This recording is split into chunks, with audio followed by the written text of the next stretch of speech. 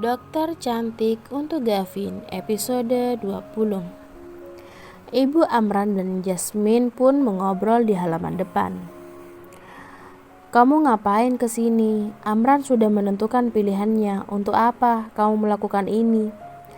"Saya tidak akan menyerah, Nyonya. Aku tidak akan menyalahkan siapapun. Semuanya sudah jadi begini. Aku akan mendukung anakku apapun pilihan yang dia ambil.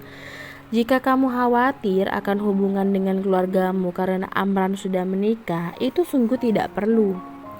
Dulu kamu telah menyelamatkan aku dan Gavin. Amran tetap akan memilih perusahaan keluargamu kalau masalah bisnis.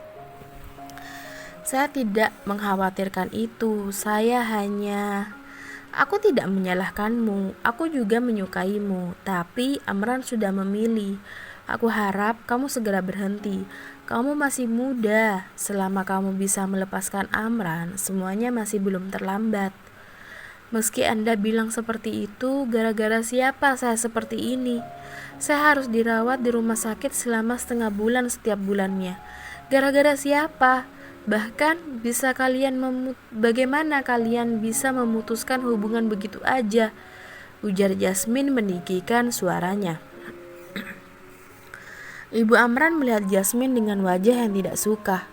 "Kamu masih muda, tapi kata-katamu itu tidak sopan. Meski aku tahu dan paham maksudmu, aku tidak ingin dengar kata-kata itu lagi darimu.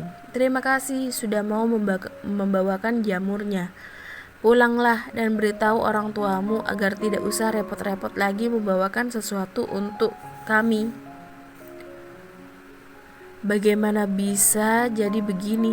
Bahkan saat aku putus dengan Amran sewaktu di masa sulit, keluarga ini tidak pernah berkata sekejam itu padaku. Akan tetapi sekarang,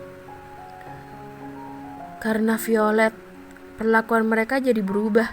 Semua ini gara-gara Violet, gumam Jasmine dengan wajah yang sangat benci kepada Violet.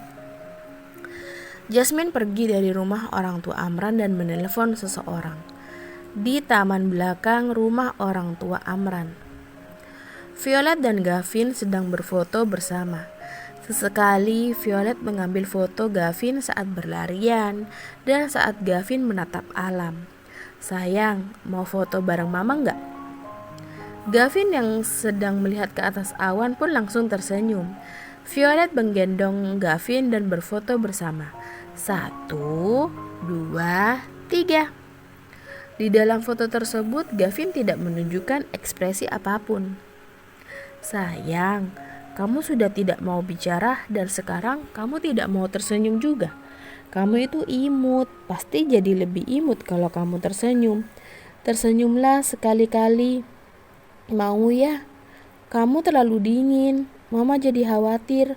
Sebenarnya bukannya kamu jelek atau bagaimana.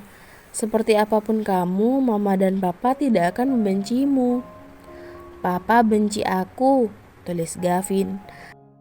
"Hahaha, enggak sayang. Papa cuma suka menggoda kamu aja. Papa itu adalah orang yang tidak akan membencimu. Meski seluruh dunia benci padamu, dia akan melakukan apapun untuk kamu. Dia bahkan tidak ragu saat menikahi wanita yang tidak dia kenal. Tidak apa-apa kalau kamu tidak mau bicara sekarang, mungkin karena merasa belum perlu. Tapi papamu, dia ingin kamu bicara. Karena saat nanti kamu dewasa, kamu jadi tidak bisa bicara kalau tidak belajar dari sekarang. Kalau kamu sudah besar dan baru mau bicara, nanti akan susah karena pita suaramu lemah. Kamu masih kecil, belum bisa memutuskan sendiri. Jadi kami yang akan membantumu. Kalau kami tidak bisa membuatmu bicara, maka yang salah adalah kami."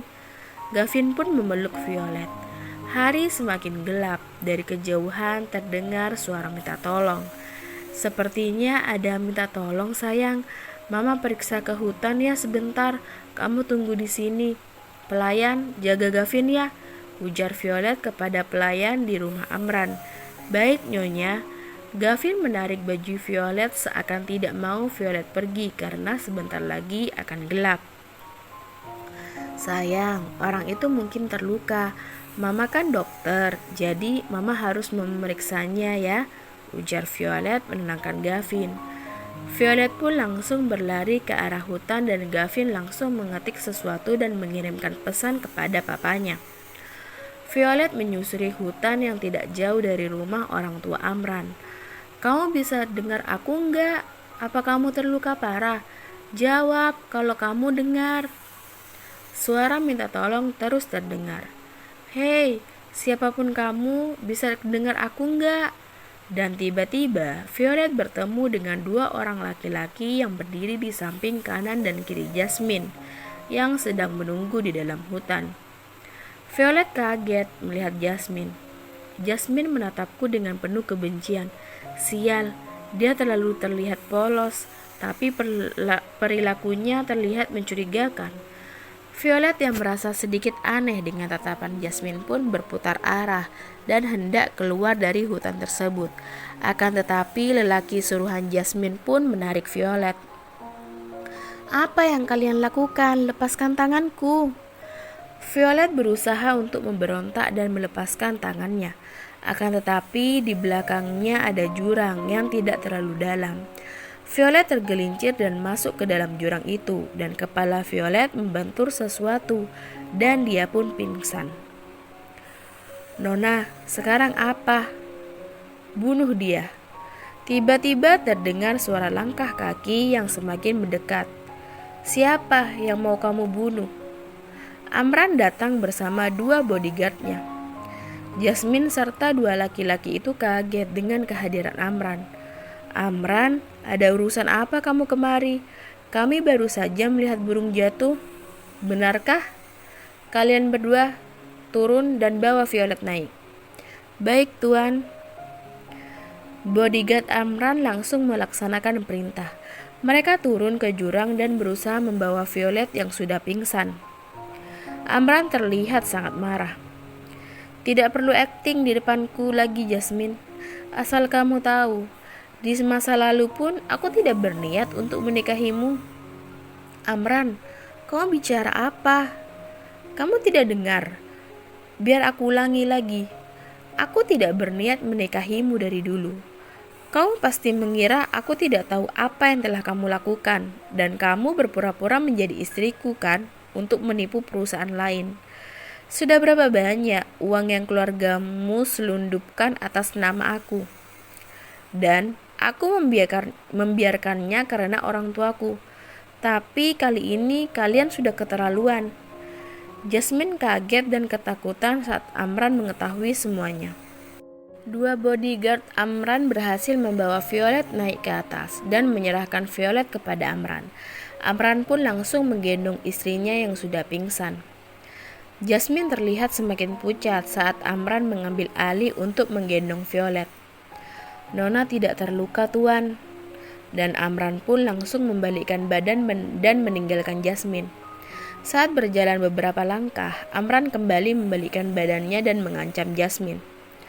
"Perhatikan pasar saham minggu depan. Lihatlah, perusahaanmu akan bangkrut saat itu juga." Amran sangat marah lalu pergi meninggalkan Jasmine.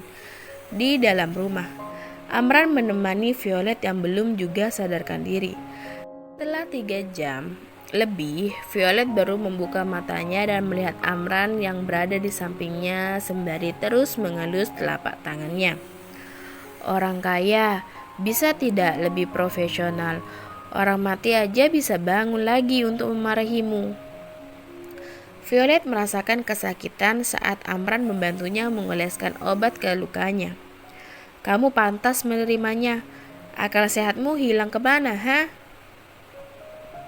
"Maaf, tadi kebiasaan saat kerja." "Mana aku tahu kalau gadis lembut seperti dia akan melakukan hal semacam itu. Lain kali kalau kemana-mana hati-hati ya." Amran mencubit pipi Violet dan tersenyum. "Iya, aku akan berhati-hati. Tidak kusangka Jasmine adalah orang semacam itu. Memang tidak bisa sih menilai buku dari sampulnya. Jasmine kelihatan cantik dan polos, tapi ternyata dia kejam." Sudah, jangan memikirkan gadis itu lagi." Amran mengusap lembut pipi dan rambut Violet lalu mencium keningnya. Lain kali, kalau kejadian begini lagi, jangan harap aku biarkan mereka begitu aja. Baiklah. Violet tersenyum dan hendak bangun dari tempat tidur. Kamu mau apa? Kamu terluka. Mau kemana? Mau makan. Nanti Gavin dan orang tuamu menunggu lama. Sekarang sudah jam 9 lewat. Hah? Aku pingsan selama itu. Menurutmu? Besok aku antar kamu untuk CT scan di rumah sakit buat jaga-jaga aja. Coba sekarang kamu bergerak dan rasakan bagian mana yang sakit. Violet mulai berjalan dengan perlahan. Kurasa tidak ada yang serius, cuma lututku aja yang sedikit sakit. Amran langsung menggendong Violet dan menatapnya, dan Violet hanya terdiam. Amran membawa Violet ke ruang makan. Di ruang makan, cepat makan, kalau kelamaan nanti rasanya tidak enak. Terima kasih orang kaya, kalau gitu aku makan dulu ya. Violet makan dengan lahap. Ini pertama kalinya aku melihat seseorang makan masakanku dengan lahapnya. Tapi bukankah dia seharusnya makan dengan lebih anggun ya di depan suaminya? Gumam Amran tersenyum melihat Violet. Bersambung.